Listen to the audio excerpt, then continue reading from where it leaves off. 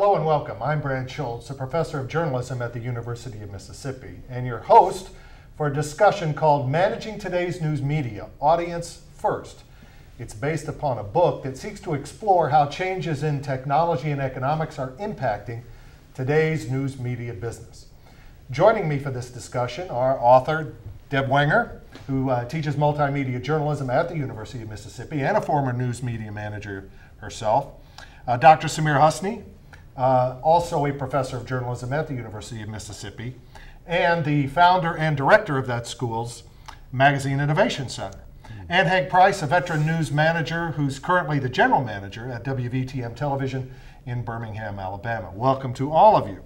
And Hank, we'll start with you. Managing today's news media, that part I get, but what's with the audience first? Well, Brad, traditional news media, which we all worked in our whole lives, newspaper, television, magazines, are top down. We go out and we gather information, we create the stories, we put it together, and then we present it to the end user. Unfortunately, that doesn't work anymore because the consumer is now in charge. Choice and connectivity have changed everything.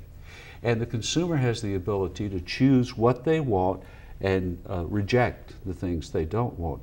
And unless we now bring them into the conversation, we're not going to be in business. Samir, I heard a lot of C's there. Choice, connectivity, consumer. There's a 4 C's to this, isn't there? Well, actually, the book is based on the 4 C's strategy, something that we came up with and we decided to call the 4 C's strategy that starts with customer. We want that consumer to become a customer. And by customer, I mean we are no longer in the business of counting customers. We have shifted to the business of finding customers who count because of the many options. That's why choice is the second C in the business. We are bombarded by options. Our readers, users, viewers, listeners are bombarded by options. I mean, magazines alone, that we have quadrupled the number of what we used to have in the 80s. Television stations, apps, you name it, we are bombarded by these options. How can I make that audience first a customer who is going to have their choice, not our choice, but their choice? And the third C is control. I mean, not only they are looking for choice, they want to be in control. They want to be in charge. They want a seat on the table. And last but not least is change. I mean, change is the only constant, another C for you, in our business. Because again, I mean, who would have thought I'll be checking my emails on my watch? So there's so many changes taking place, and if we don't stay current or a little bit ahead of the curve in terms of change, we'll be gone. Well, Deb, this whole idea of change and how much change is going on almost seems to necessitate that we change the way we teach students, doesn't it? Yeah, you're right, Brad.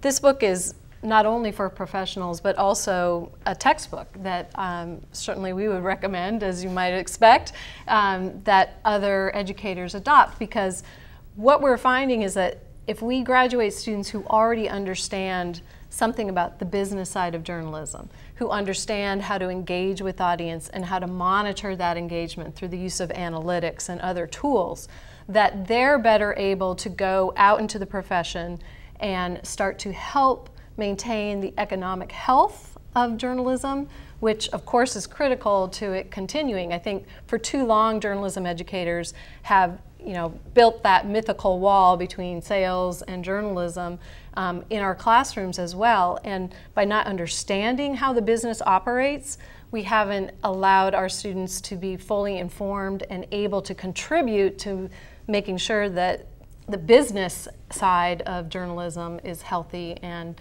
is able to continue. Because if we don't make money, we're not going to be on the air anymore. We're not going to be printed anymore. We're not going to be online anymore. Well, Samir, let's forget the C's for just a second. I'm going to throw a B at you, branding. This is something you've done very successfully with your Mr. Magazine brand. How important is that in the scope of things? Like if you look at the way the Magazine Association have changed their name from magazine to magazine media, because magazine is now just one part of that brand, let's say called Time.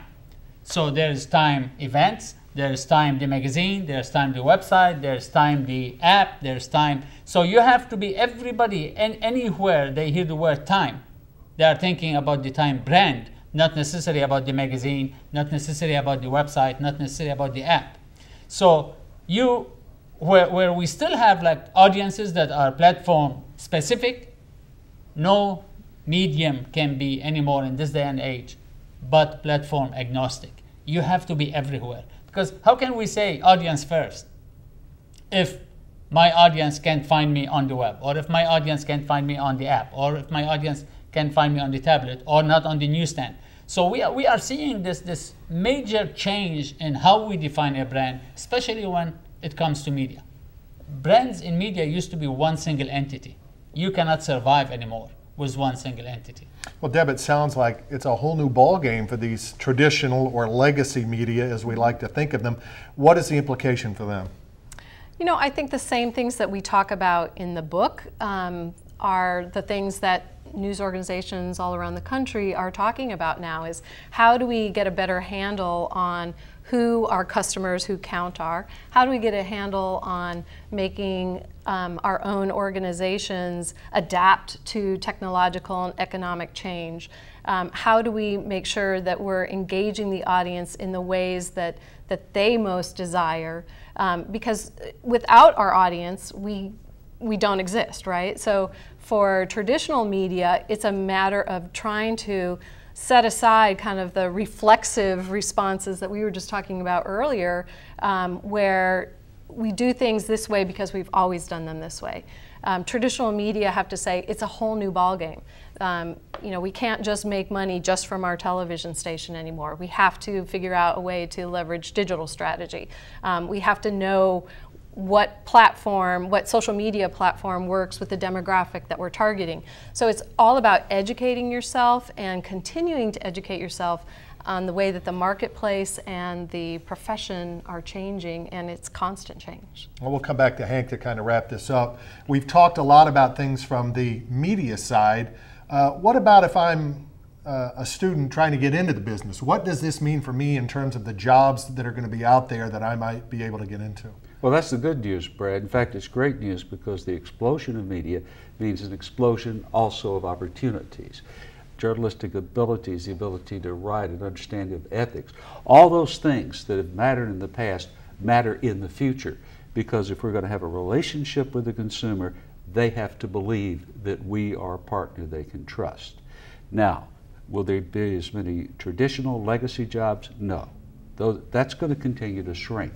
But there are so many other things that are arising that are huge opportunities for students. It's a great time to enter the business. And a fascinating thing that's going on in terms of it evolves almost on a daily or hourly basis. You're right. So the story continues. And that's why we focused on the audience first, not the medium. We focused that it's an audience business rather than digital first, print first, pixels on a screen first. It's the audience that's the core. And our students have to learn to identify their audiences, to go after their audiences. And that's what actually we do in this book. I mean, we put the audience first and then make all the changes rotate around that audience. Deb Wenger, Samir Husney, Hank Price, thank you very much. Thank you for joining us today. Again, the name of the book is Managing Today's News Media, Audience First. And to order your copy, you can simply click on the link below. I am Brad Schultz from the University of Mississippi. Thanks for watching.